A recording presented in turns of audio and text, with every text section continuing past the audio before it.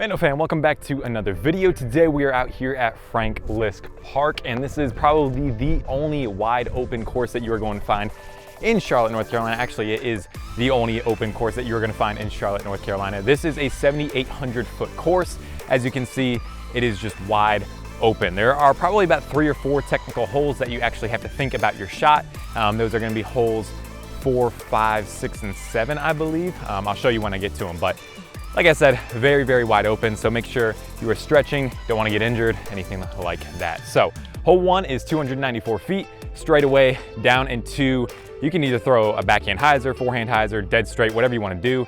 The road does come into play as OB, and I've seen quite a few discs actually land and maybe even hit some cars. So just something to keep in mind if you are coming here to Liske Park. So once this Toyota actually leaves the road, I am going to throw my Raptor. I'm actually going to push it out by this left tree over here and have it fade in. I don't want this to have any shot at going into the road. That should be pretty good, pretty high, and pretty in the basket, just kidding. But we got about a 10, 15 footer. That's not 10 feet. One thing, Frank is not very good in the sense that there is no practice baskets to warm up at. So if you just come down to hole 1 and you haven't putted once, it's your first putt of the day. 282 feet, hole number 2. It is an uphill shot, probably playing more like 300 feet. I'm gonna go with a reverb, just a super, super overstable or distance driver, and I'm just gonna throw a forehand. That should be really good if it just starts crashing and not hitting the person in the picnic. Aha! Nice.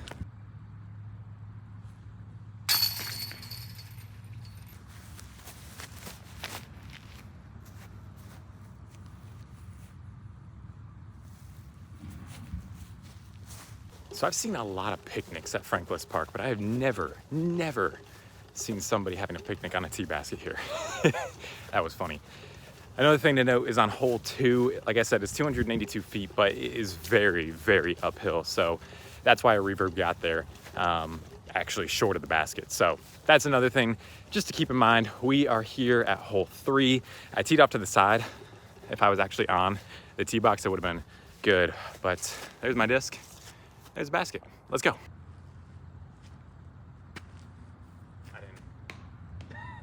I ran the tree.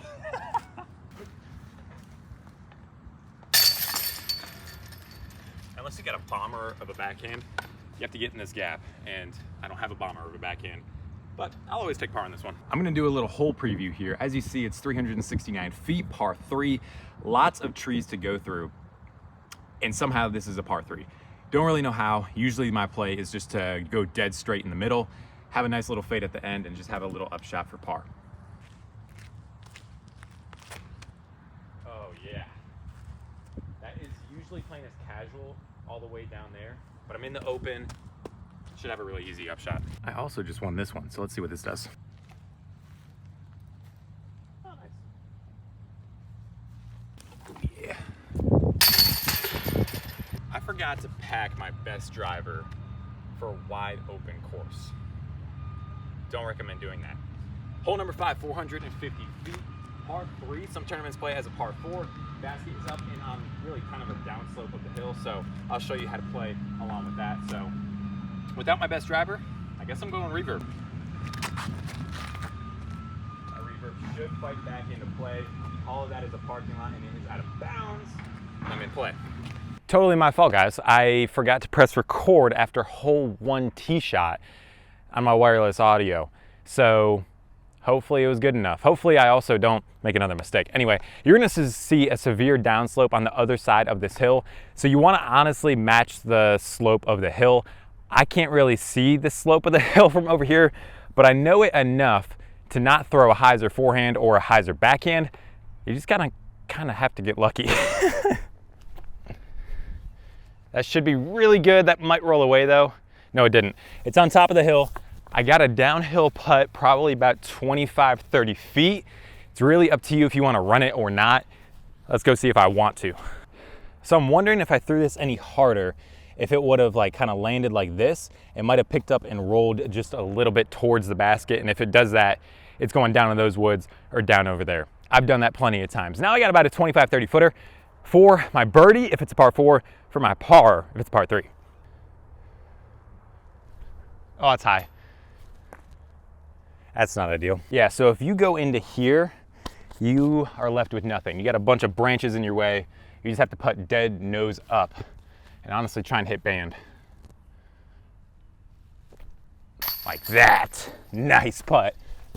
Par in tournament, bogey on the course, I guess. Hole 6, 375 feet. You're going to see a walkthrough of this hole right now because you can't really see anything from the tee pad. This is either a forehand flip up that has a nice little fade off and to the right at the end, or you can throw a nice little backhand approach shot that is kind of like midway through the fairway and then just have a forehand up shot from there. It's a par 3, kind of a tricky hole. It is probably the second most technical hole on the course, right behind number 4.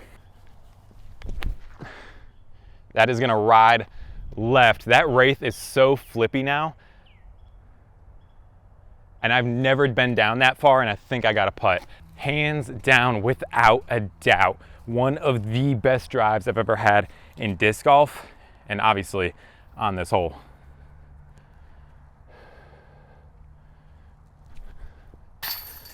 Absolutely. Probably sickest birdie of my life. That was awesome. This is hole 7 and it's a par 4. This is a walking path for the public park and it can get really backed up on this hole. So if you plan on playing this hole and you come up, you see 8 runners coming this way, 2 runners going this way, you have to wait on the tee box because you cannot even take a chance at throwing. I've probably waited at least probably 10 minutes at the most here on this tee box before. There is just people that just keep going back and forth on this hole. Par 4, 534 feet. You kind of want something that just goes dead straight with a nice little fade at the end so you have a nice little approach shot because it is in the woods. If you go forehand, you want something that flips up. There is somebody coming, so I'm gonna throw really fast. Put that on a little Annie. You can see that walker coming this way, and I just got past that tree. You can see it fall down. I felt rushed, but I needed to throw that. I wasn't waiting for another 5 minutes. There's my disc, and there's the hole. Little gap over here on the right side. Gonna go Annie zone. If I can just get it up there and have a look at a putt, that'd be nice, because it is a par 4.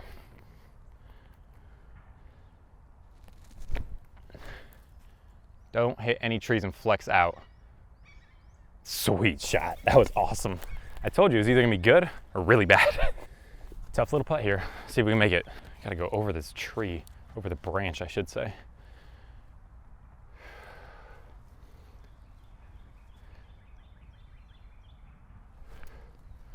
Abso-freaking-lutely. This is a great round. This might be my best round out here.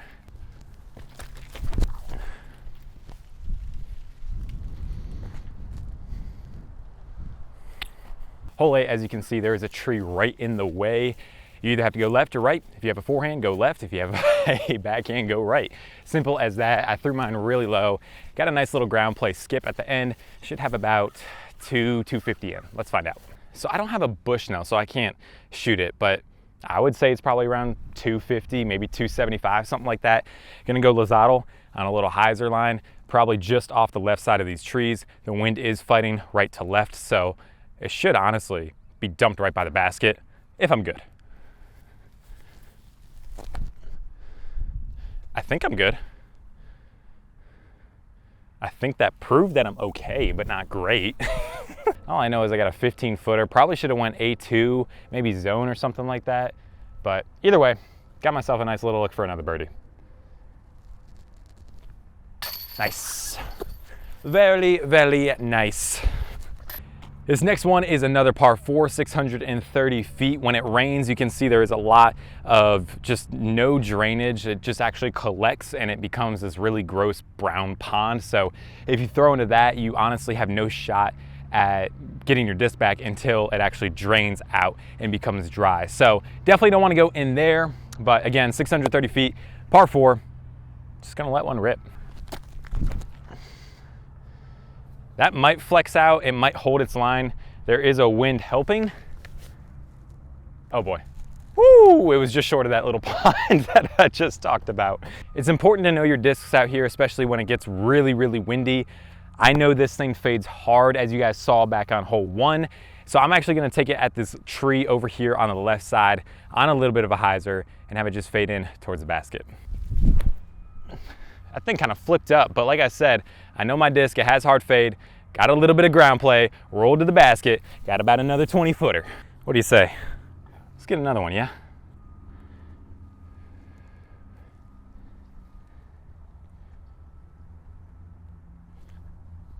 Oh! I had a little bit of Annie on it and I thought it was gonna spit out right here, but it didn't. Another made one. So that was the front nine and I scored 5 down, which is actually really, really good. We're now on hole 10, 621 feet, another par 4. Like I said, if you have distance, you should easily score out here. Gonna go Wraith. You can see the basket all the way in the distance. Gonna throw this on a little bit more hyzer than I'm used to because this has been flipping up a lot. Yeah, it didn't really flip up that time. I mean, it did flip up, but it didn't really ride a little left. Now I'm short. Left is way better on this hole than right. There are a bunch of just little stupid little dead trees on this side. Now I have to deal with them. Probably about, like I said, 300, 325, I don't know. Bushnell would actually be really helpful out here. I think I'm gonna go Athena, just disc down a little bit from my Alpha. Oh, that flipped up just a little too much and I actually bombed that thing. Okay, maybe it wasn't 250. Let me throw a mid-range. If that starts to fade, let's go see how close either of those are. Oh my gosh, never mind, that Lozato's parked. Oh man, there's my Lozato. And if I walk back another circle, here's my Athena. Oh my gosh, okay, yeah. Definitely need to know the distances on this course. Oh! I thought I had it. Here is hole 11, the shortest hole on the course. You really have to pay attention to the wind. This is a right to left wind. Usually I'd go a zone here, usually I'd go A2, something like that, because it is right behind those trees.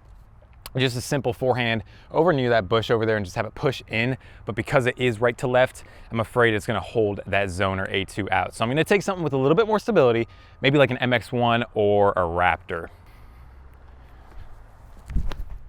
That is probably bombed. Probably just a little too far. No, it's actually perfect. Here's my Raptor. The right disc selection. I didn't realize how, that was also the first time I've ever thrown it. And it was also wicked overstable. Do it. Oh my gosh, another cage hit. Got a little helping tailwind now because the hole was over there and that was right to left. So now the hole is going this way and that's a tailwind. So gonna throw a reverb on a crazy Annie and it's gonna flex out and hopefully get uphill. Come on, wind. Yeah, buddy. Oh, baby, that was good. There's pickleball here if you want to play that. Super sick drive. Let's try and take advantage of it. You can kind of see the flag going towards me, so I got a headwind, which means it wants to bring my putt up. So I'm going to aim right at that basket. Took advantage. Let's go. You come up just to go right back down. 402 feet. This is a par 3. Very similar to the last hole, except we're going downhill. Got a crazy strong headwind in my face, probably 10, 12 miles an hour right now. Not really crazy strong, but just a strong little headwind. Gonna throw my nuke on just a little bit of hyzer. Hopefully it flips up, rides left, and finishes right for me. You can see the headwind taking that nuke. I need that thing to drop down right now. Oh, wow, okay, never mind, that was short.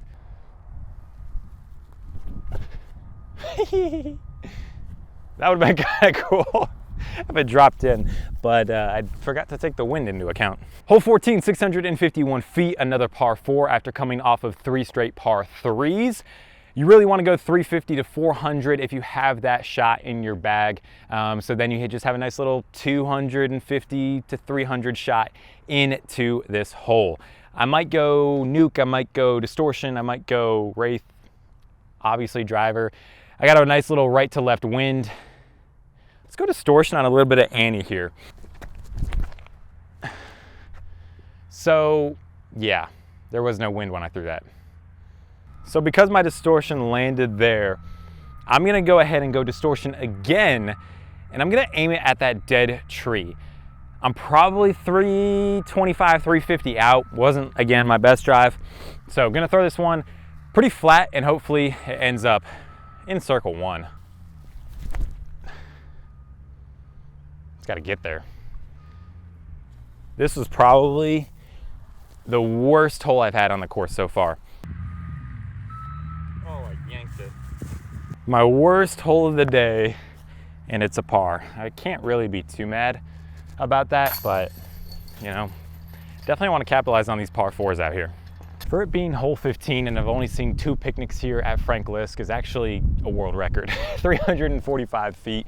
Somebody's down there and to the left. If I get over to them, it was a really, really poor shot. Just gonna have to throw a forehand over in that gap on the left side and have it pan out towards the basket. Got tailwind too. Is that good? No, that tailwind killed it. I don't want to throw something overstable and kill those people. Another jumper, what do you know? Just not giving myself any looks on this little back nine. Except that one. Let's go. Jump putt's a little dialed. Hole 16, 387 feet. Another picnic.